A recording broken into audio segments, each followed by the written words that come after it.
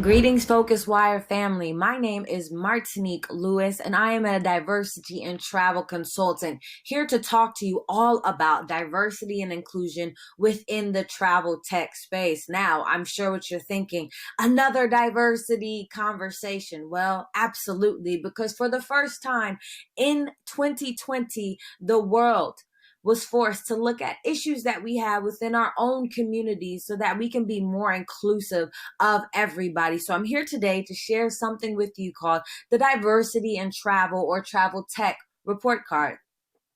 More about myself. Well, I am a diversity and travel consultant. And what does that mean? That means that tourism boards and travel brands hire me to help them understand how to connect with inclusive communities, whether it be online, whether it be through traditional media, whether it be through products that they need to use every time they go on holiday or business trip. Additionally, I am the social media and influencer manager for a travel tech company out of San Francisco called Skyrim. I'm the creative lead of No Madness Travel Tribe, which is a community for Black and Brown travelers of over 100,000 expats and hyper travelers that started about 9 years ago. And last but certainly not least, I am the creator of the #1 selling book or travel guide called the ABC Travel Green Book. It is a book that helps travelers connect with the African diaspora globally. My book can tell you things that the search engines can't about how to identify not only Black-owned communities or Black-owned businesses on 6 out of 7 continents. Now, one thing we know is that consumers spend a crazy amount of money on travel annually. And even as these numbers go up, there is still a lack of diversity and inclusion in everything they see, from the internal travel teams to the external promotions and marketing that companies like yours might put out. So something that I've done for the past 2 years is I created something called the Diversity in Travel Report Card. Now, this report card was for the overall industry, but today we're going to tailor it to the travel tech industry. So as you can see on the left in the purple and blue, what I graded the overall travel industry on was diversity in ads and promotions, diversity at travel conference and trade shows, diversity on social media, diversity in influencer trips, diversity in traditional media, diversity and inclusion at travel companies, diversity in travel programs and events, and overall sensitivity to diversity. Now, obviously, not all of these things are going to apply to travel tech companies, so I switched it a little bit. And I want us to go through these things so I can tell you what they mean, but I want you to take this and go back to your company and grade your company on these things to figure out, is your company reflective of everybody that spends money with you? One point I love to always talk about is the fact that multicultural travelers and travelers who fit in different niches are 70% more likely to support companies where they see themselves reflected. And does that only mean in marketing? No, that means, is there a social media manager who looks different? Is there a customer service manager who looks different? Are there C-level execs that are reflective of the people who are spending money with your brand? So give yourself a grade when it comes to diversity at your own company. That means internally. And that doesn't only mean race, that could mean religion, that can mean gender, that can mean age, that can mean abilities, that can mean, do you have somebody on your team internally that possibly is either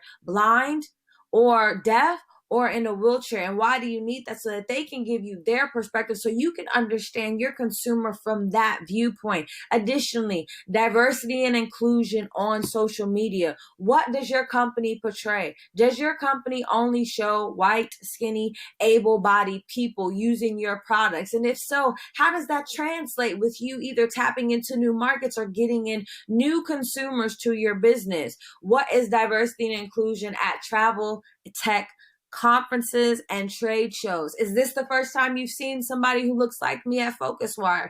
Do you notice that there's somebody who might be First Nation? Do you notice that there might be somebody who might be deaf? Are there things for somebody who's hearing impaired in terms of captions to see if they're tuning into Phocuswright or any other travel conference that you've been to? Start to think about those things, because you'll start to see that no, the industry is not very much so inclusive. It's not reflective of all the different people who might be purchasing your product. Diversity and inclusion in HR. So you might ask me, why is this important? Because those are the people who are doing the hiring. Those are the people who either hire more males than females. Those are the people who will hire somebody who might be differently able. Those are the people who might recruit from those schools that have a higher Latino and Asian population there to make sure that there's diversity within your company.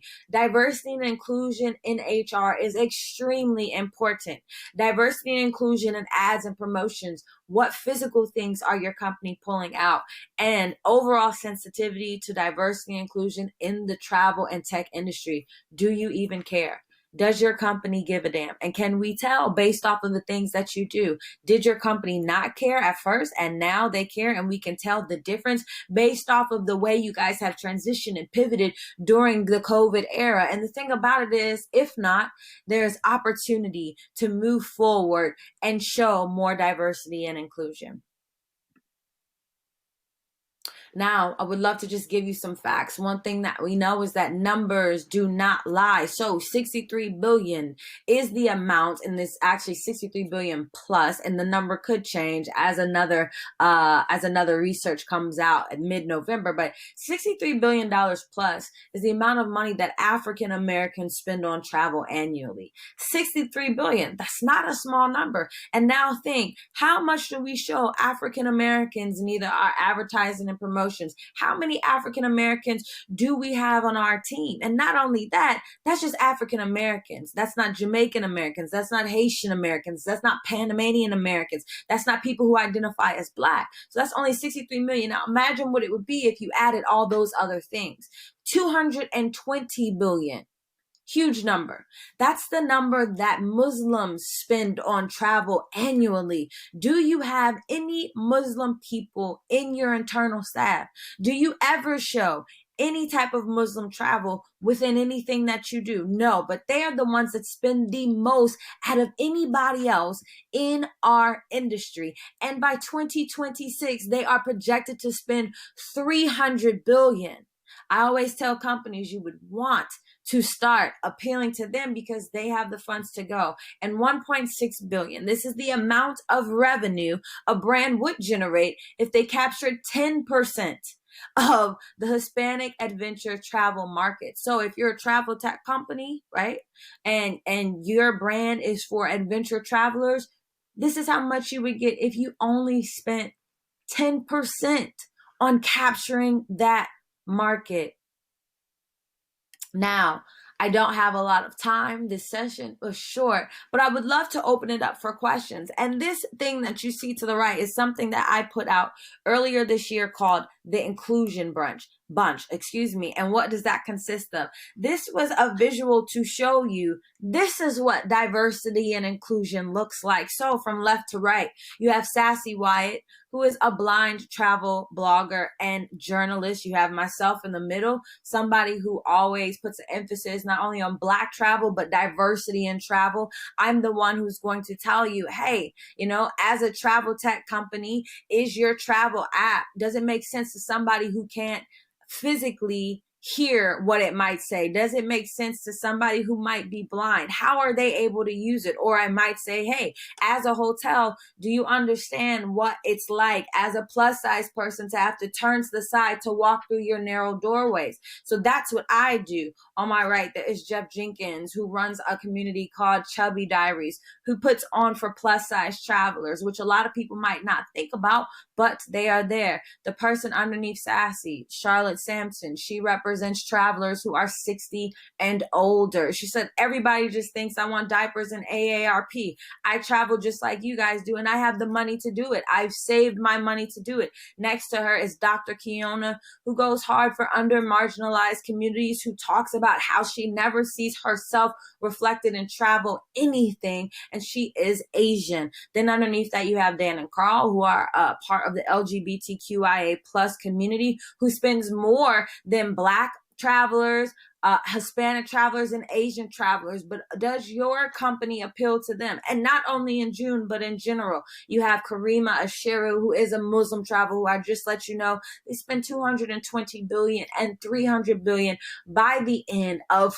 2026. And then last but certainly not least, you have Corey, Curb Free Corey Lee, somebody who has taken on all 7 continents and does it all from a wheelchair. Think about how your products or how your company would affect him. Do you move forward with him in mind? Thank you so much for listening to me for this short period of time. And now we will open it up for questions.